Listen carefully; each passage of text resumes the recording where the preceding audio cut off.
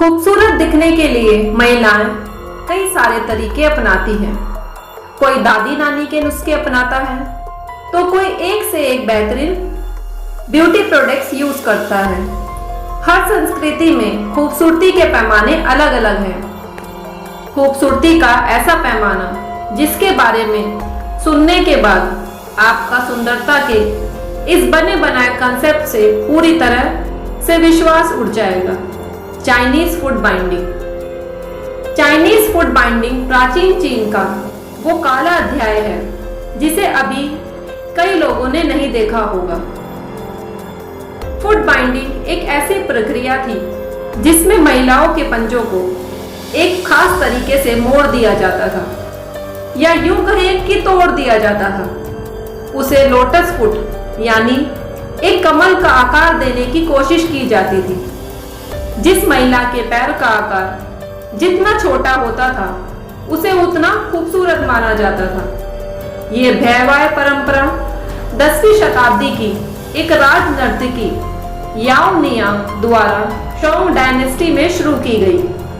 वो अपने पैरों को दूज के चांद के आकार में बांध कर आई थी और इसी के बाद से चीन की महिलाओं में अपने पैरों के आकार को छोटा करने की एक बेहद अजीबोगरीब परंपरा शुरू हो गई। गोल्डन लोटस एक 3 इंच के पैर को कहा जाता था। इसे सबसे बेहतर माना जाता था। 4 इंच के पैर को सिल्वर लोटस कहा जाता था।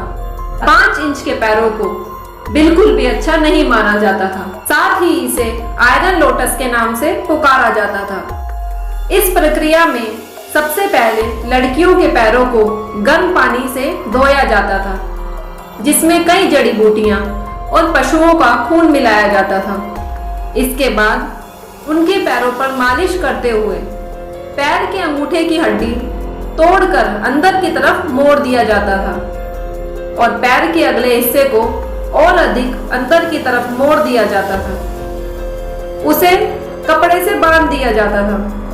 सालों एक ही स्थिति में रहने की वजह से वो छोटे ही रह जाते थे तथा ऐसे पैरों के लिए स्पेशल जूते बनाए जाते थे जो गुड़ियाओं के जूते जैसे लगते थे।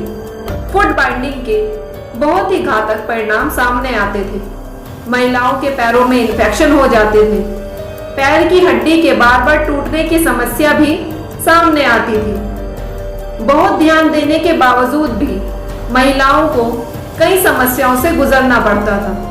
ऐसा माना जाता था कि लोटस फुट होने पर महिलाओं की चाल और अधिक मोहक हो जाती है। इसे एक सफल शादी के सूत्र के रूप में भी देखा जाता था। 1930 के दशक तक यह ट्रेंड चीन की महिलाओं में देखने को मिलता रहा। भारी विरोध के चलते लोग जागरूक हुए और फुट बाइंडिंग धीरे धीरे खत्म हो गई। धन्यवाद।